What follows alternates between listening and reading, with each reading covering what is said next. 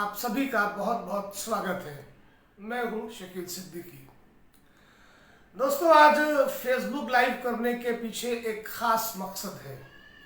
जैसा कि आप सभी जानते हैं कि 2014 से लेकर अब तक देश में लोकतांत्रिक मूल्यों का हनन किस तरह से किया जा रहा है, इसकी तस्वीरें लगातार दिखाई जा रही हैं।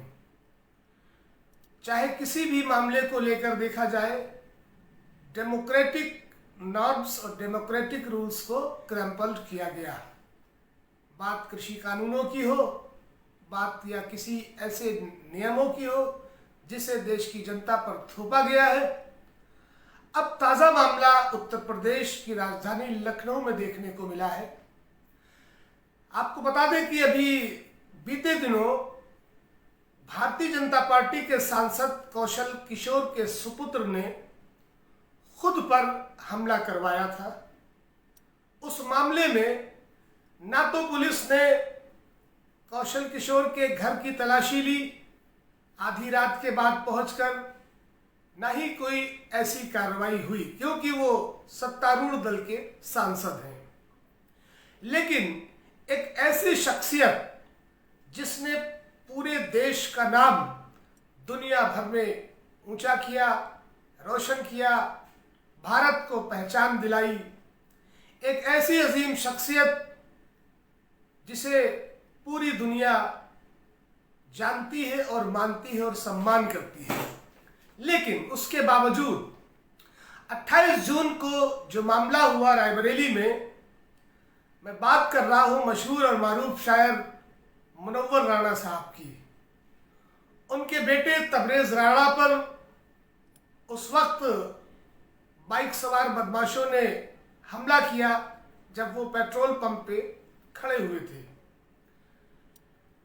मीडिया ने सीसीटीवी फुटेज दिखाए, तमाम तरह की शहादत पेश करने की कोशिश की और तबरेज राणा को कसूरवार ठहराने की कोशिश की। यही नहीं, अभी 2 दिन पहले आधी रात को गुपचुप तरीके से पुलिस की एक बहुत बड़ी गारद राजधानी लखनऊ स्थित हुसैनगंज के ढींगरा अपार्टमेंट में, जहां पर मुनव्वर राणा साहब रहते हैं, उनके घर में बिना किसी जुडिशियरी प्रोटोकॉल के, बिना किसी पूर्व सूचना के पुलिस पहुंचती है, घर के अंदर घुसती है, महिलाओं के साथ अभद्रता करती है, छीना झपटी करती है, जिसकी तस्वीरें पूरे देश और दुनिया ने देखी। पुलिस रेगुलेशन एक्ट का वायोलेशन 2017 से अब तक कितनी बार किया गया है और लगातार किया जा रहा है, उससे कोई भी अनजान नहीं है। आज हम बात करेंगे पुलिस रेगुलेशन एक्ट की। आज हम बात करेंगे कि सर्च वारंट के मायने क्या है। कहीं भी किसी भी परिसर पर, किसी भी प्रतिष्ठान पर या किसी भी व्यक्ति की तलाशी लेने के लिए पुलिस के पास अधिकार क्या है, किन अधिकारों के तहत पुलिस किसी व्यक्ति के घर में प्रवेश कर सकती है, उसकी भी बात करेंगे। यहां पर आपको बता देना चाहते हैं कि तलाशी के संचालन की प्रक्रिया क्या है। सीजीएसटी एसजीएसटी अधिनियम की धारा 6710 निर्धारित करती है कि तलाशी दंड प्रक्रिया संहिता 1973 के प्रावधानों के अनुरूप क्रियान्वित की जानी चाहिए। दंड प्रक्रिया संहिता 1973 की धारा 100 तलाशी के लिए प्रक्रिया का वर्णन करती है। तलाशी अभियान के दौरान किन बुनियादी जरूरतों का अवलोकन किया जाता है, उसे भी हमें समझना होगा। तलाशी के दौरान जिन सिद्धांतों का पालन किया जाना चाहिए, उस पर भी गौर करना होगा। सक्षम अधिकारी द्वारा जारी वैध सर्च वारंट के बिना परिसर की तलाशी नहीं ली जा सकती, या किसी भी व्यक्ति के घर, किसी भी व्यापारिक प्रतिष्ठान या किसी भी ऐसी जगह की तलाशी नहीं ली जा सकती। वहां निरपवाद रूप से किसी आवास में तलाशी दल के साथ हमेशा एक महिला अधिकारी का होना भी आवश्यक होता है। तलाशी शुरू करने से पहले अधिकारियों को परिसर के प्रमुख व्यक्ति यानी मुखिया को, माफी चाहता हूं रुकावट के लिए, अपना पहचान पत्र दिखाकर अपनी पहचान का खुलासा करना चाहिए, तब तलाशी के लिए उस परिसर में प्रवेश करना चाहिए। तलाशी शुरू करने से पहले अधिकारियों को परिसर के प्रमुख को अपनी पहचान दिखानी होती है। सर्च वारंट तलाशी शुरू करने से पहले परिसर के प्रमुख व्यक्ति को दिखाकर निष्पादित किया जाना चाहिए और उसके हस्ताक्षर सर्च वारंट पर ले लेने चाहिए, जो प्रमाण होगा कि उक्त व्यक्ति ने सर्च वारंट देखा। कम से कम 2 गवाहों के हस्ताक्षर भी सर्च वारंट पर लिए जाने चाहिए। तलाशी इलाके के कम से कम 2 स्वतंत्र गवाहों को की उपस्थित में की जानी चाहिए। यदि ऐसे कोई निवासी उपलब्ध इच्छुक नहीं है, तब पास के किसी अन्य इलाके के निवासियों को तलाशी की गवाही के लिए निवेदन किया जाना चाहिए। गवाहों को तलाशी के उद्देश्य के बारे में जानकारी भी दी जानी चाहिए।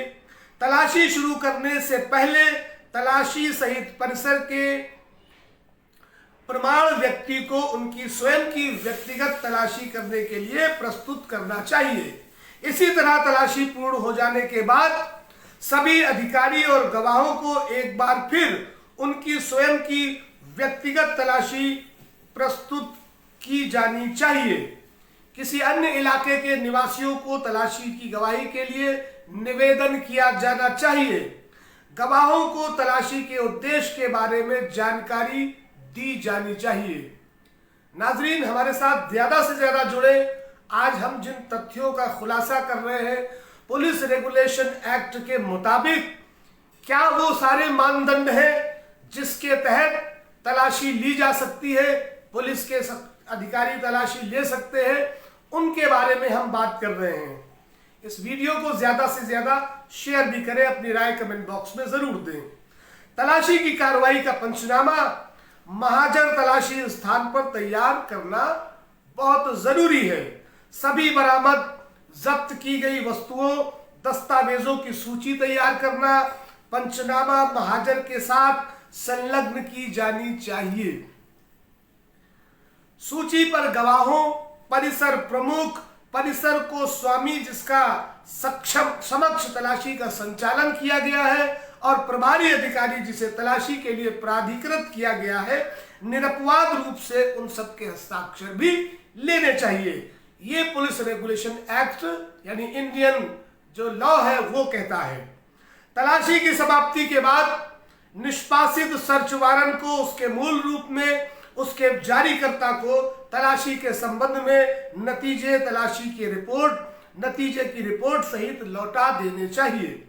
जिन अधिकारियों ने तलाशी में भाग लिया है उनके नाम भी तलाशी वारंट के पीछे लिखे जा सकते हैं। सर्च वारंट जारीकर्ता अधिकारी को जारी किए गए तथा वापस लौटाए गए सर्च वारंट के रिकॉर्ड का रजिस्टर बनाना चाहिए तथा प्रयोग किए गए सर्च वारंट का रिकॉर्ड में रखना चाहिए। अपने संलग्नक के साथ पंचनामा महाजन की एक प्रति उस परिसर प्रमुख, परिसर के स्वामी जहां पर तलाशी ली थी उसकी अभी स्वीकृति प्राप्त करके सौंप देनी चाहिए। तो पुलिस रेगुलेशन एक्ट के मुताबिक आपने जाना कि पुलिस किन अधिकारों के साथ किसी भी परिसर की तलाशी के लिए जा सकती है, किसी भी समय जा सकती है, लेकिन उसके लिए जो कायदे कानून बनाए गए हैं, जो नियम स्थापित किए गए हैं, उनका पालन पुलिस अधिकारियों को करना पड़ता है। साथ ही साथ अगर किसी अन्य जनपद की पुलिस फोर्स किसी दूसरे जनपद में किसी व्यक्ति की तलाशी के लिए, किसी परिसर की तलाशी के लिए पहुंचती है तो उसका सबसे पहला काम है उस जनपद के सक्षम अधिकारी को रिपोर्ट करना, संबंधित थाने को सूचित करना और साथ ही साथ जिस परिसर में तलाशी के लिए जाना है वहां के प्रमुख को उसकी सूचना देना, उसे सर्च वारंट दिखाना, लिखित कागज दिखाना। लेकिन उत्तर प्रदेश में ऐसा नहीं हो रहा है। इसका मतलब साफ है कि उत्तर प्रदेश की सरकार और पुलिस प्रशासन जो भी चाहे, जैसे चाहे, मनमाने तरीके से कर सकती है। कानून का दायरा उनके लिए क्या है, संविधान के मूल्य उनके लिए क्या है, लोकतंत्र की मान्यताएं उनके लिए क्या है, इसका कोई सरोकार उन्हें नहीं है। कभी भी, किसी भी समय, किसी भी व्यक्ति के घर में, परिसर में बिना परमिशन के धड़धड़ाते हुए घुस जाना और उस तरह से तलाशी लिया जाना जैसे कि कोई बहुत बड़ा आतंकवादी हो, बहुत बड़ा गुंडा हो, माफिया हो, उसकी तलाशी। अपराधी जितना भी बड़ा क्यों ना हो, चाहे जितना बड़ा अपराधी क्यों ना हो, लेकिन उसकी तलाशी के लिए जो नियम, जो कायदे कानून बनाए